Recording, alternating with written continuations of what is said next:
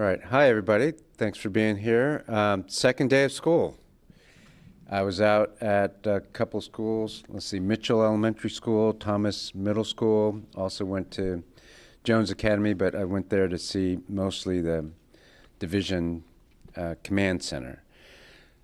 Another good day of instruction. I've been very impressed with the teachers and the principals and their preparation for instruction that they did all summer, or most of the summer, and then the last couple weeks and with more intensity to get ready for the school year. So we had a good day of instruction yesterday and then again today, which is a main focus and job of the district is to provide 180 student-teacher contact days of high-quality instruction. And that started yesterday and continued today, so very impressed with what I saw. We had a much better start this year than last year. Facilities, 274 schools open today. We didn't have to close any. I told you yesterday it's going to be a fight every day through the rest of September and probably well into October. But we were able to keep all the classrooms, not all the classrooms, but all the schools cool enough to where the kids had a comfortable learning environment. Every day there's going to be some classrooms here or there that get warm, and we might have to move some kids. But we did not have to close any schools today.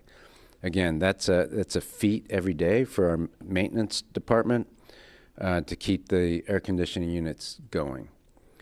We're holding steady at, we have, I think, a total of 30 vacancies right now, but we also have about 23 extra teachers.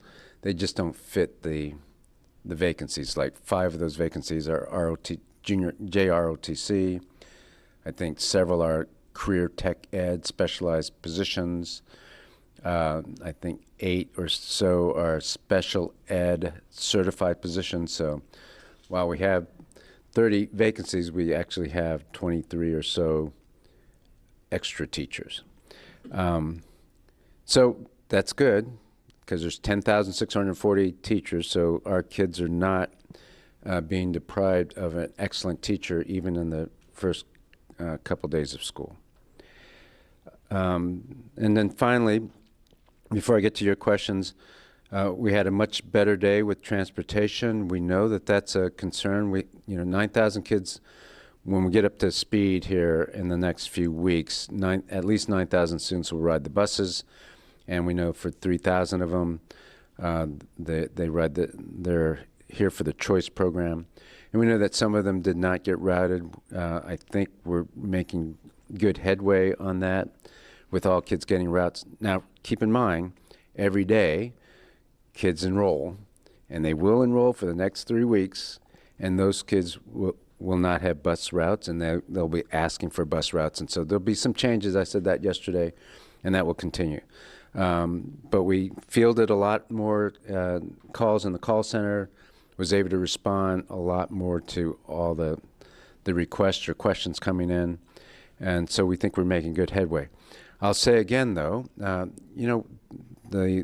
transportation system has been problematic for years, and we're trying to change the entire system, not just the number of routes. We're trying to optimize routes, so we're going to continue to work on that. So even after all the kids enroll and all the kids have a route, we'll still be working on route optimization and trying to improve the system. And that's going to take some time.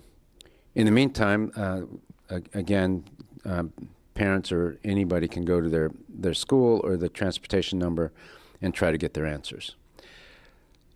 Who has the first question? I have a question about vacancies. And I'll let you, yeah. Like you did. Okay. We had a parent at Mark White Elementary reach out. She went to meet the teacher. Her first grader met their teacher, but then on the first day of school, their teacher wasn't there. They had a substitute. They were told that teacher was still in the HR process, going through the HR process to, I guess, officially become the teacher at this school. Are you aware of that, if any other teachers are going through that process, and maybe why they didn't finish the process before the first day of school? I don't know about that particular, obviously a very unique case since we had only, 30 vacancies and all these extra teachers. We did have 88 absences, known absences. People do get sick even on the first day of school and things like that. So that's why those schools will have had substitutes, but I can't speak to the one individual you're talking about. Now, HR is still trying to fill these vacancies, and we're going to get even more extra teachers through the next several weeks.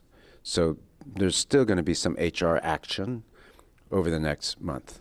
I know you mentioned you're seeing progress with the vacancies. How does the first week of school compare to the beginning of the summer? Yeah, so we were able to do some really good recruitment through a performance interview and rigorous process, and we were able to get down to 28, I believe, was yesterday's number. So we think that's a really good sign of the recruitment process that we had over the summer. And there's 30 now? There was 28 yesterday, there's 30 now? Yeah, and there's 30 now, 28 yesterday, 30 now. And that number will fluctuate a little bit all the time, again, because of, like the person who's processing, they may come on board tomorrow, right? And so keep in mind we have 10,640 teachers, so we'll keep that in perspective. Next question, Margaret. Yesterday, there was the round number of about 180 of the number of warm bodies, as you put it. Yeah, I was get updated? yeah, I was low. I'm going to get an update. I was loath to give that number out, and I think that number is inaccurate. So we'll get you a real number once we get further into the year. Ms. Saiba. Can you provide a beginning of the year enrollment number and how many students are in the district? Yeah, same problem. I did that last year. So no, I cannot give you a number right now. Let the dust settle for a little bit, and then we'll give you enrollment numbers, because that number fluctuates so, hour by hour. One of my colleagues wants to know about just expanding on Edulog. Just asking, what services did the district expect, given the cost of the software at around about $1 million? What was the district expecting that Edulog provided? Yeah, so actually the team has been working with Edulog all for the last 6 months, I believe. And in any case, I had a talk with Sam Bull, the CEO. We work closely with Edulog to try to improve the system. It can't be done in a few months. I've been saying this. And so they're going to continue to partner with us and collaborate. And, their main collaboration with us is route optimization. But it's a very complex system, right? So part of it is the platform, part of it is route optimization, part of it is helping with scheduling, just all kinds of things. That's why we hired them. And so I think we're working well. We'll continue to work well, and we'll continue to improve our routes. Daniel.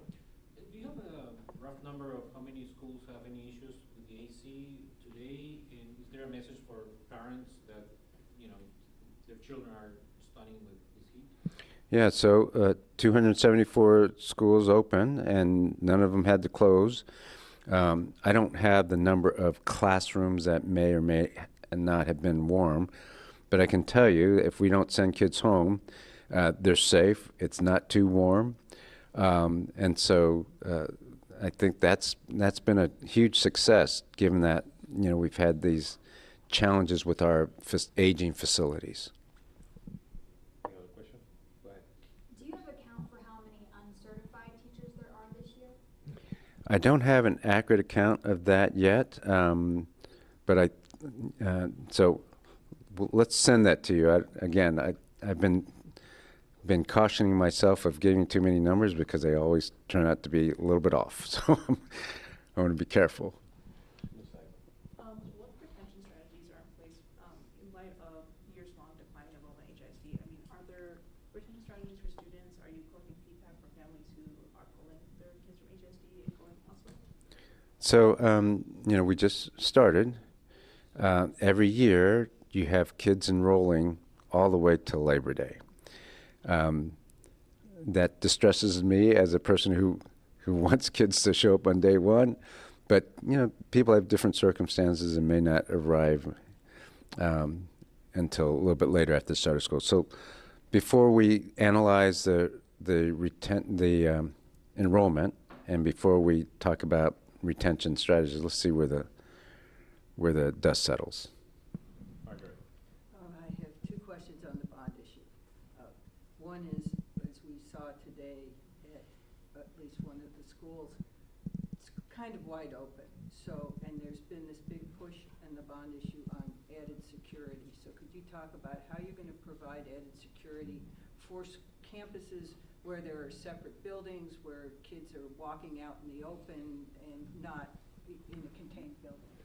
Yeah, so let everybody know that, I have to be very careful. I cannot advocate for the bond, and so I won't be doing that. I can give information, so I can answer your question in broad strokes, which is we put forward a proposal in the bond for safety and security. One of those things, and it has to do with every building is a little bit different, but the safety and security means where we have a single point of entry, a vestibule, that's the state of the art on safety in the entrance, and then we have secure fencing around some campuses. Those are the sorts of things that we placed in the bond package when we talk about safety and security of our schools. Okay, so places that don't have one point of entry, though, because Yeah, so every school. I mean, I think it's it is in the bond proposal, which schools are getting what, and so yes, the safety and security has to do with that. If we feel like there needs to be for the bond proposal, schools that don't have a single point of entry, you're likely to see that in the proposal for the bond. Okay, the other question about the bond is mostly what we've been talking about as schools start has been transportation. But improvements to transportation didn't make the cutoff to be included in the bond issue. So how do you make the improvements of facilities there and everything else other than cutting the routes when it's not in the bond issue, which you can't talk about? Right. we don't need to talk. We can talk about transportation without talking about bonds, so let me do that. Transportation, it's partly systemic, as we talked about, and so we're paying for that already through our general operating revenue because it's important investment to fix our system. And so that, for example, the partnership with Edulog, we're paying out of the general fund, and that's an important collaboration to help us fix our transportation system. So how do you fix the rundown facilities of several of the bus stops? Mm-hmm. So what we did last year when I visited the bus barns, you'll remember, I was frustrated with the facilities being old, cramped, and so we've already moved some more modular construction to two of the sites and have shifted some of the operations to those newer, better modulars. So we still have work to do on the facilities for transportation, but that's what we've done so far. Any other questions? Some parents have reached out to us with concerns about landscaping issues or tall grass and debris near some of the schools. One of them is T.H. Rogers and J. Herrera Elementary School. Some parents have even taken upon themselves to help with some landscaping. Are you aware of these issues, or is it just doing anything to help with that?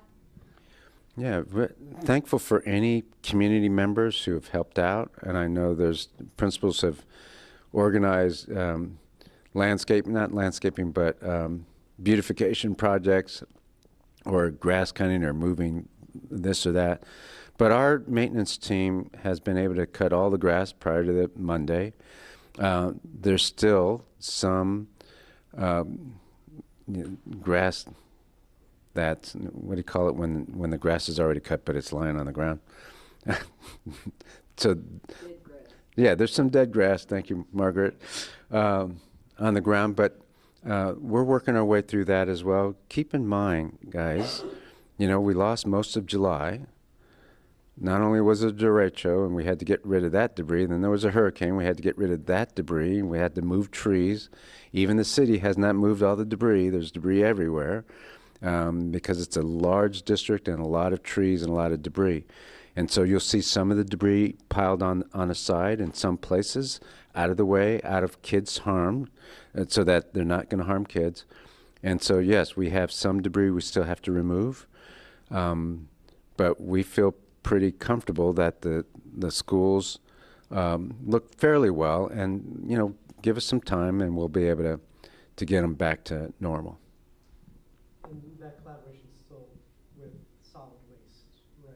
You guys are continuing that. Yeah, there's been a number of groups that we've worked with. The city has helped, the county has helped, and so yeah, we've had a lot of collaboration. Yeah, does HISD plan to release its campus ratings now that ratings have been paused? Yes, is a short answer. Look, we think we and other districts should be transparent, especially with data and especially with accountability. And so we've already released, as you know, the district level data because we have the capability to follow the methodology and report on our accountability ratings, which we have done. What we haven't done is given the school rating yet. And then the other districts could also do this or get technical assistance from the state and also produce their own data. But we've produced data already, and we think it's in the best interest, again, because of full transparency and using data to help improve instruction, that we release the data for schools. So we won't have the final, because the final is always TEA. But we have what's called final preliminary data. We have that. We're using that, and we'll release that probably Friday. School, and I'm talking about school level accountability data. We've already released the district level accountability data, in which we went from 121 DNF campuses to 41, which is a great celebration and a great tribute to our teachers and kids. We have another question for KPSC. Yeah, running back to the HVAC issue really quickly, you mentioned that no schools have had to be closed yet, but maybe some classrooms have had to shuffle around. Correct. Can you talk about the metrics that you use to make those determinations, what the threshold is for closing a school and closing a classroom? Yeah, so generally we look at 82 degrees to be too hot. I mean, it's not dangerous, but it's too warm for a kid to concentrate or a teacher to teach well. So that's warm, but there's a balance somewhere, and we think that's the line.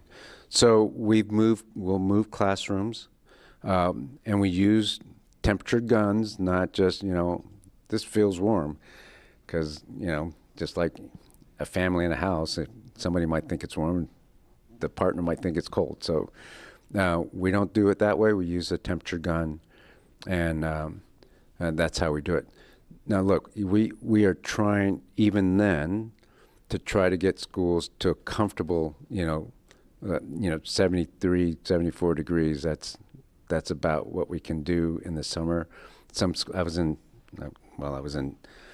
both Mitchell Elementary School and Thomas were kind of cool today. They were probably around 68 degrees. And then you walk outside and it's like 90 some degrees. So we're going to try to do the best we can to get the kids comfortable so that they're in a good learning environment and they can focus on the instruction.